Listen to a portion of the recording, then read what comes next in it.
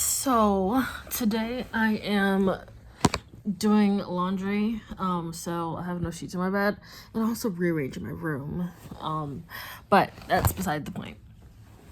Earlier today I was thinking and I was like, I always have like this internal conversation with myself about the male gaze and the female gaze, because I remember I was in this Twitch stream and I was like talking to all these people and I was like, obviously, and I was like, guys think that women want like these like super muscly men, but what most women actually want are just like men who are kind and generous, and fitness is cool, but like, I mean, I feel like quality is more important. And also, like, a lot of people are like really into like dad bods, chill bods, not like to say that people who are super muscly that they're not attractive or whatever qualities. That's not at all what I'm saying. It's just that like I'm not gonna explain it, because just look up like the male gaze and the female gaze. Like, there are things that women just always see more attractive than what men see as attractive, and men they usually work really hard to subscribe to the male gaze instead of working hard to subscribe to the female gaze. Not all men, but a lot of men. So I was downstairs and I was thinking about how in a lot of like romance books, like the guy is like, he's so tall and like super muscly, like he's so big, he can carry me, he can throw me. And like fictionally, that sounds amazing. I mean, I would love to be picked up. 10 out of 10, love it. So it's cute. But realistically, I feel like if I was thinking in my head, I was like, I feel like if I dated someone who was like that, I would be really like stressed. Like, I don't want them to like raise their voice. I don't want them, once again, this is what I was thinking. I don't want them to raise their voice. I don't want them to get like angry, because anything like that, like I don't want to be with someone that I can't protect myself from. If the chance ever arises, if I can't protect myself in that situation, I don't want it. Like, I was just like, nah, that sounds like too stressful. But then I remembered, growing up, I had to like monitor up until like, I would say like the last 5 years, I had to monitor like how I, dealt with my emotions externally, because I was always worried about other people's reactions to me. So my dad is an abusive and an alcoholic, and he's also a Capricorn, and I am also a Capricorn. I was the only Capricorn in the house with my family growing up. So I remember when I was younger, people always be like, oh yeah, you're a Capricorn. And so like, like joking as if like all Capricorns are the same, and that I could possibly follow my dad's footsteps and be like a horrible abuser as well. I think that it was kind of just like my family making commentary and not them actually meaning that I was going to be a danger to them. But that's how I took it growing up. I was always just like, okay, well, I don't want to make people afraid of me, so I'm not going to show when I'm angry. Or there was like this one situation that I even dealt with where I was having like a fight with my dad. It was absolutely horrible. I clearly did nothing in regards to being in a fight with an old man, but I was crying and I was screaming and I was fighting, and I remember being told that I looked crazy. You look so crazy. I also remember being told when I was younger that I looked ugly when I cried. And so there's just like all these things that like made it so that like I felt really uncomfortable, like showing emotion, showing anger, showing sadness. I also remember there was this one time I was talking to my aunt, and I think I raised my voice a little bit. I have a tendency to raise my voice. Like, I get really into things, and so I could just be like, I could be here, like whisper, like, it's just how I talk. It just comes natural. And it took like a really long time for my family especially to get kind of used to the fact that like when I get really into something, my voice just like it raises octaves.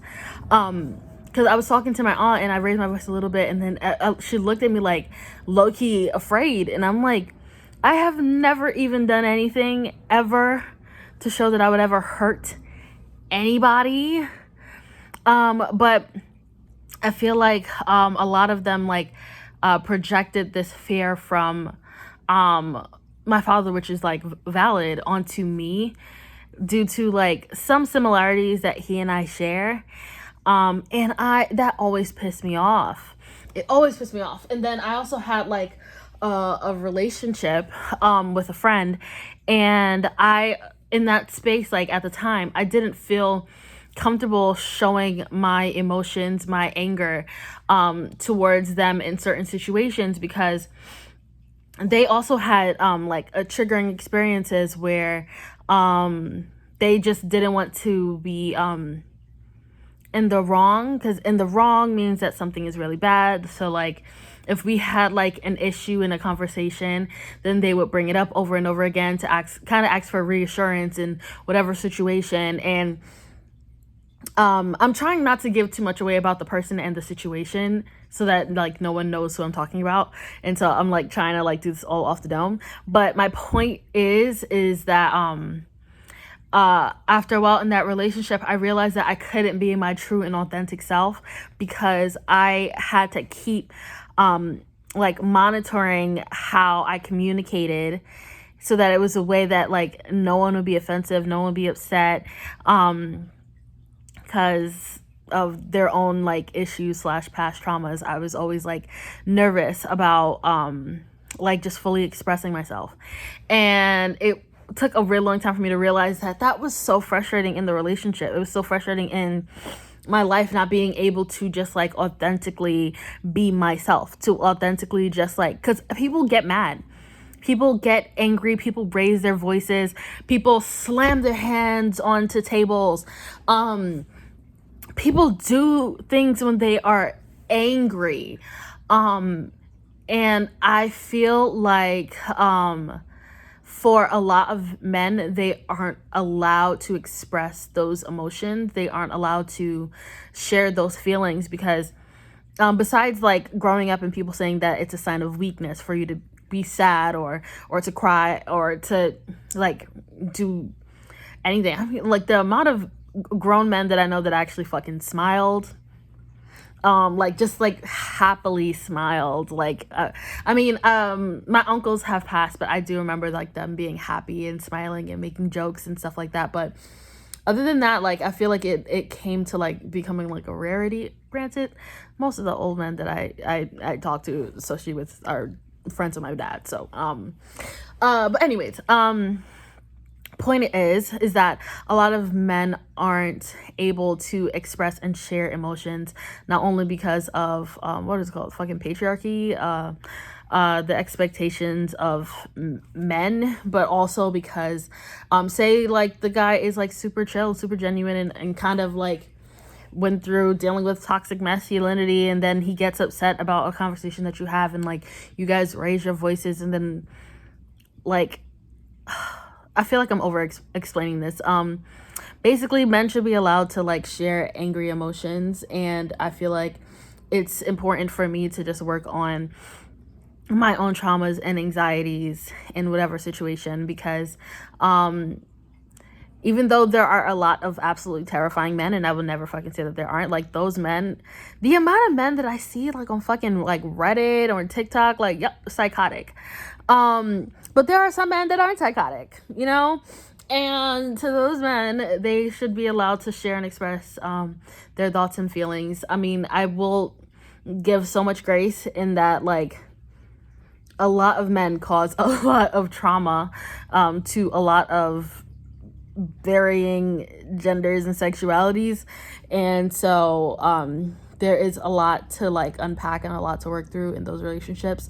But my eye-opening moment today was that, like, I can get in a relationship with someone who is like 6'2" and like big dude with muscles, as long as I'm treated and cared for in the right way. And if we do get in an argument and he raises his voice, I have to be mindful of my own feelings and check them before I react to whatever situation. Because, like, imagine he slams his hands on the table and I'm just like goes on fight, and I just go on like fight mode because of my own traumas. Like, it can escalate a situation.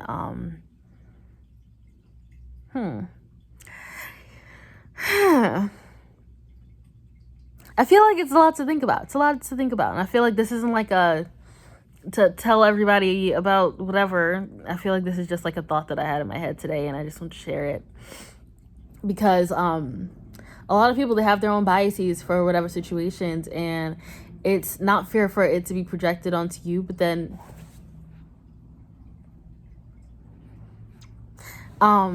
it's not fair for it to be projected onto you, but then you also have to acknowledge that it's not fair for people's perceptions and traumas to be projected onto you, but you also have to be mindful of other people's traumas in certain situations. So I feel like it's a double-edged sword in a sense,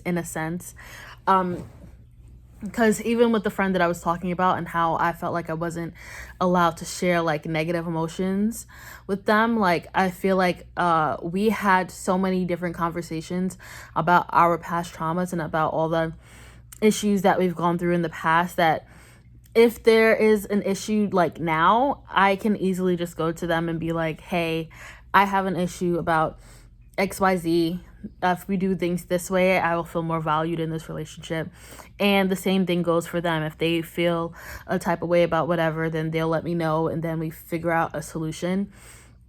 And this way, like, neither of us feel like we aren't being heard or not being valued in our relationship, because we can both acknowledge our past experiences and acknowledge how we felt and reacted about certain things. Because again, having everyone in my upbringing, or me feeling like everyone in my upbringing was afraid of how I would react, or afraid of me acting angrily in certain situations, having other people keep saying, oh yeah, well, you're a Capricorn, so blah blah blah blah blah, insert negative trait because of the man that we grew up with, having everyone like put all of those things onto me. I had such like a huge like identity crisis for such a long time that I started thinking that if I got into a relationship with somebody, then I will be abusive, I will be horrible, because that's just that's the only trait that I have, that's the only thing that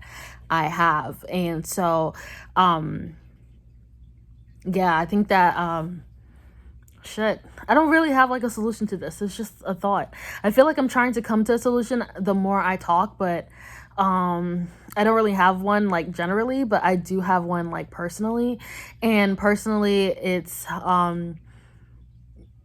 taking everything step by step, everything with a grain of salt. Like, if I meet someone and I feel like they're chill and like we have like a really cool vibe and we know about each other's situations and we know about each other's lives, then I can know and acknowledge if I ever did something that was triggering, and if a voice is raised or a hand is slammed on the table, then, you know, learning how to deal with it from there. But I will never be with anybody who lays a hand on me or treats me as if I am not a valuable and beautiful human being, because that's what the fuck I am. If you don't value my time, if you don't value my energy, then I'm not gonna fuck with you at all.